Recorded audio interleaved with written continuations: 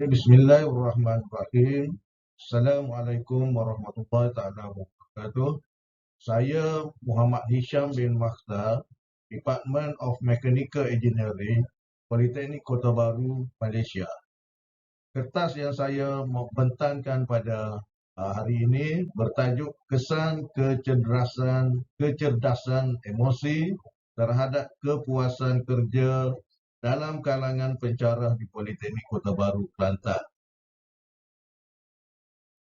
Pengenalan yang pertama, pendidikan dan latihan teknikal dan vocational ataupun TVET merupakan fokus penting dalam pembangunan negara. Yang kedua, merealisasi visi dan misi ini, institusi pengajian perlu memastikan bahawa sistem pendidikan yang dilaksanakan adalah bersifat efektif dan fleksibel bagi melahirkan tenaga kerja yang baik yang mempunyai sifat jati diri yang tinggi, inovatif, berkemahiran dan berdaya saing dalam menangani segala cabaran masa kini. Seterusnya, objektif kajian. Yang pertama, mengenal pasti tahap kecerdasan emosi dalam kalangan pensyarah di Politeknik Kota Baru berdasarkan satu daripada 4 domain yang dikemukakan oleh Goldman, iaitu kesedaran kendiri, pengurusan kendiri, kesedaran sosial, dan pengurusan hubungan. Yang kedua, mengenal pasti tahap kepuasan kerja dalam kalangan pensyarah di Politeknik Kota Baru berdasarkan domain Job Description Index, iaitu kerja itu sendiri, gaji dan kenaikan pangkat. Mengenal pasti hubungan antara kecerdasan emosi dengan dalam kalangan pensyarah Politeknik Kota Baru. Skop kajian yang pertama, mengenal pasti tahap kecerdasan emosi berdasarkan domain kesedaran kendiri yang merupakan pemboleh ubah tidak bersandar, manakala tahap kepuasan kerja merupakan pemboleh ubah bersandar. Kajian mengenal pasti tahap kepuasan kerja dalam kalangan pensyarah di Politeknik Kota Baru berdasarkan domain Job Description Index, iaitu kerja itu sendiri, gaji dan kenaikan pangkat. Yang kedua, mengenal pasti hubung kait antara kecerdasan emosi dan kepuasan kerja dalam kalangan pensyarah di Politeknik Kota Baru.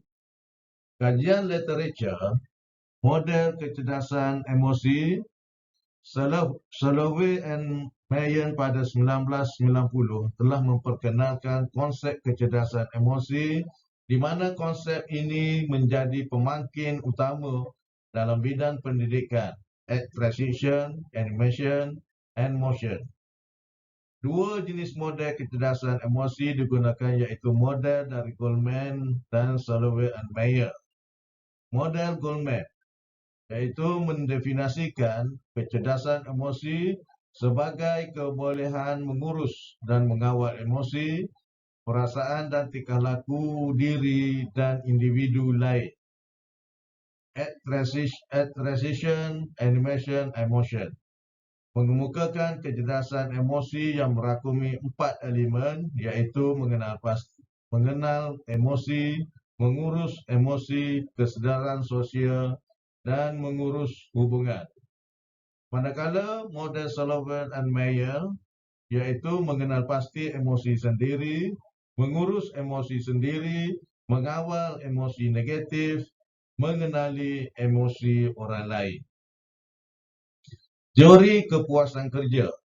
Yang pertama, tahap seseorang menyukai pekerjaannya.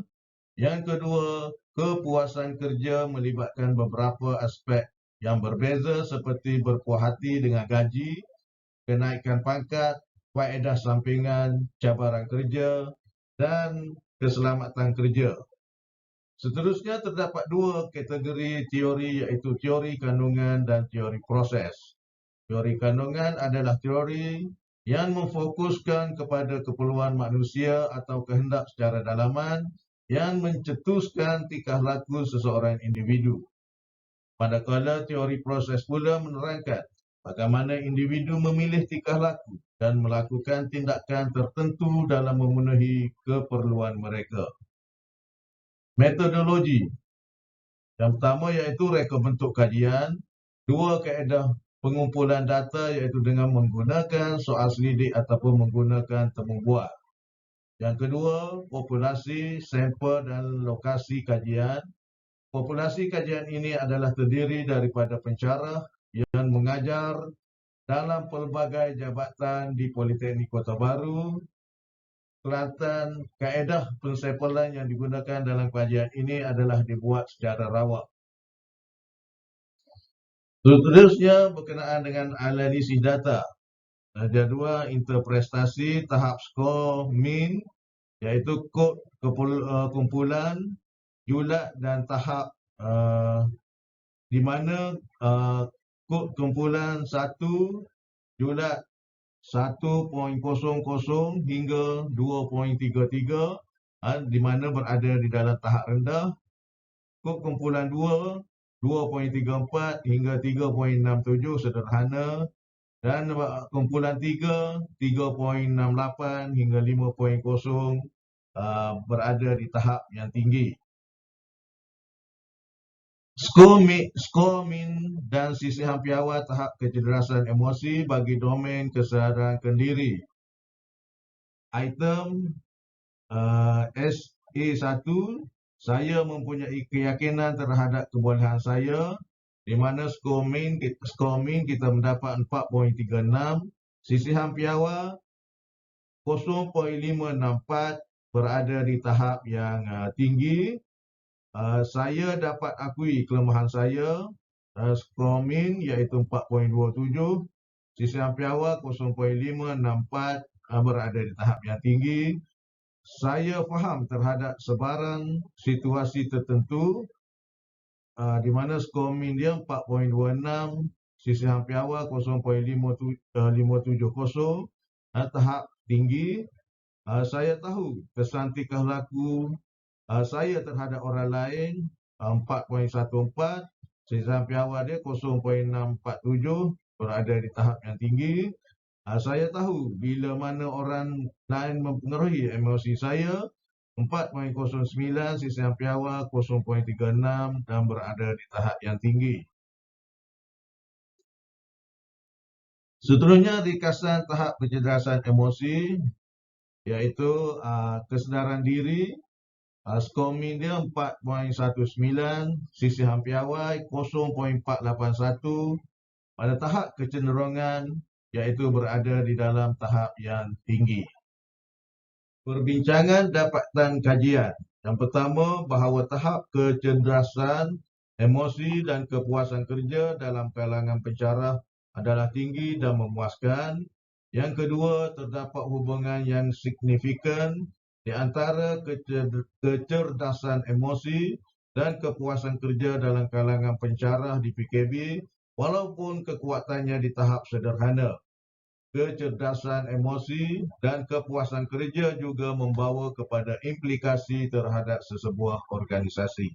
Yang ketiga, berdasarkan analisis item soal selidik secara deskriptif yang berkaitan dengan kesedaran diri yang diperolehi, responden mempunyai kecerdasan emosi yang sangat memuaskan.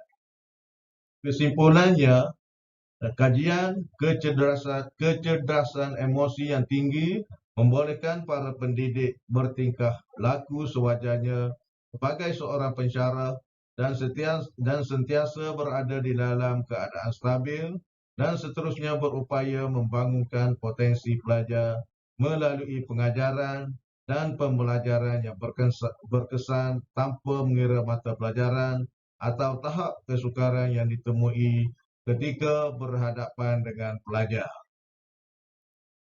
Dengan itu maka berakhirlah pembentangan saya pada kali ini. Saya mengundur diri. Terima kasih. Thank you. Daripada Muhammad Hisham bin Bakhtar. Sekian. Assalamualaikum warahmatullahi wabarakatuh.